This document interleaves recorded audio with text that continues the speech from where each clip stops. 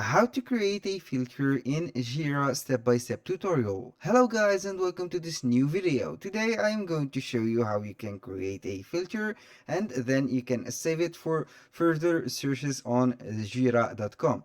It is very easy, and for those who doesn't know what is Jira, Jira is a project management platform or tool that will allow you to perfectly master the management of the project that you have. As you can see right here, we have the simple project that they can right here manage. We have the operation, design, IT, marketing, software development, and a lot of more.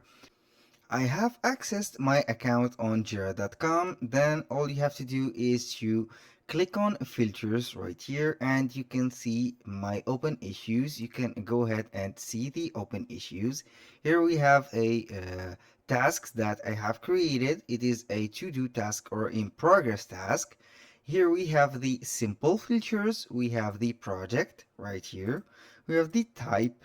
You can choose whatever type you have. And for those who doesn't know what is this form or this type of filter, it is called GQL or Jira Query Language. If you want to learn more about Jira or Jira Query Language, it is up to you. You can click here, GQL, and you can see the help right here. You can see the help on the right here, the use advanced search with Jira Query Language. You can see whatever or also the abbreviation that they have. Now I'm going to be on the basic one. Click on back on status. You can see in progress. You can filter this done, to do. It is up to you. You can see here the assignee. You can put the current user in assigned. It is up to you to choose whatever you want. For the resolution here, I'm going to put click on more and see whatever filters that we have.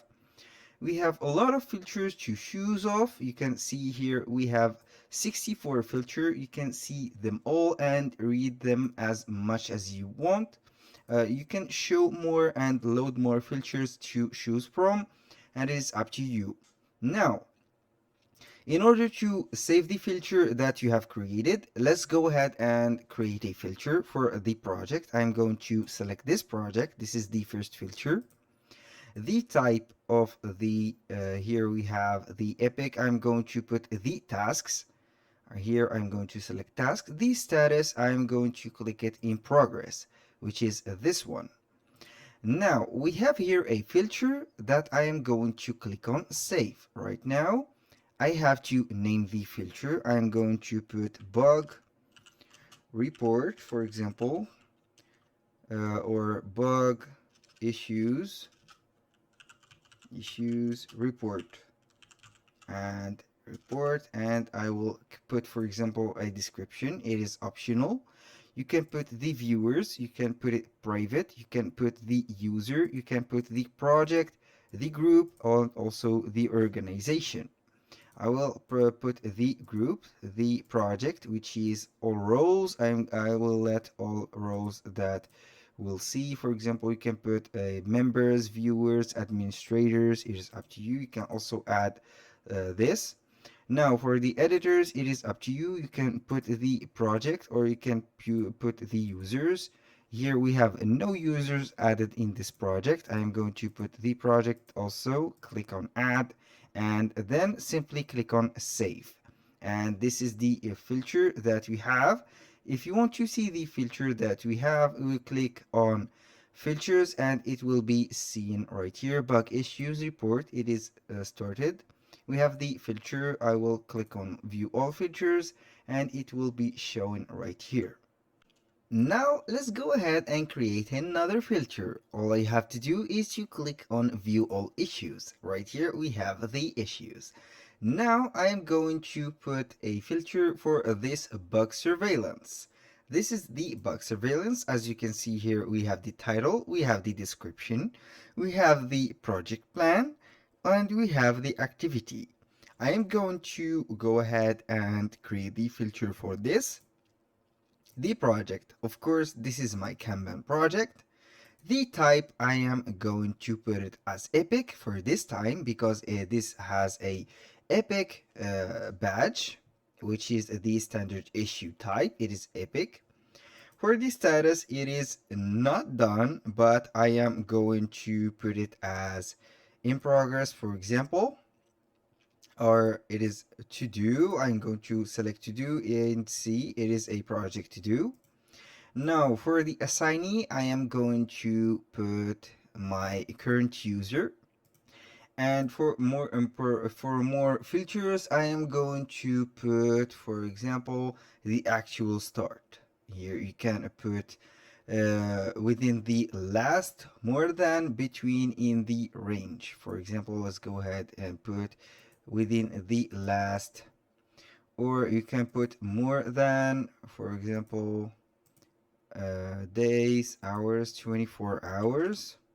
Click on update and see we have here no task. I'm going to delete this, but I will see this is the assignee. I am going to remove the assignee.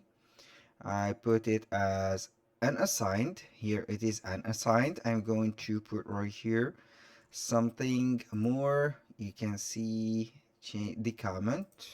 It is up to you to choose whatever filter. You can see right here we have the description.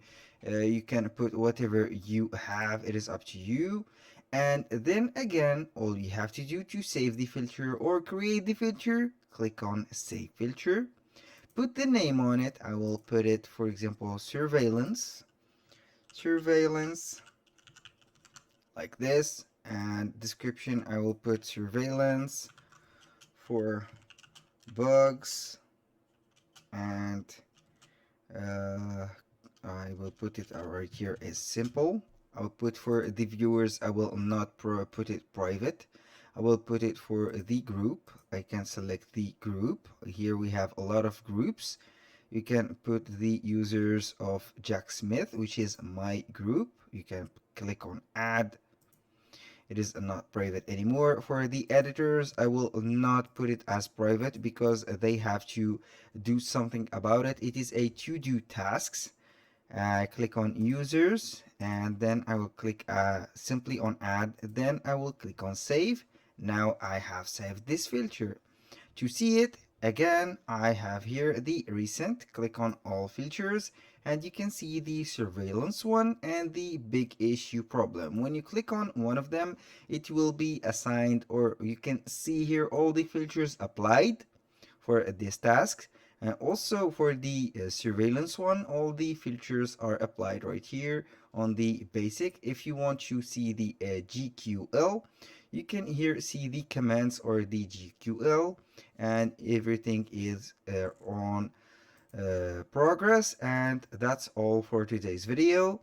Thank you guys for watching. I hope that you have enjoyed the content, and hope to see you soon on the next one.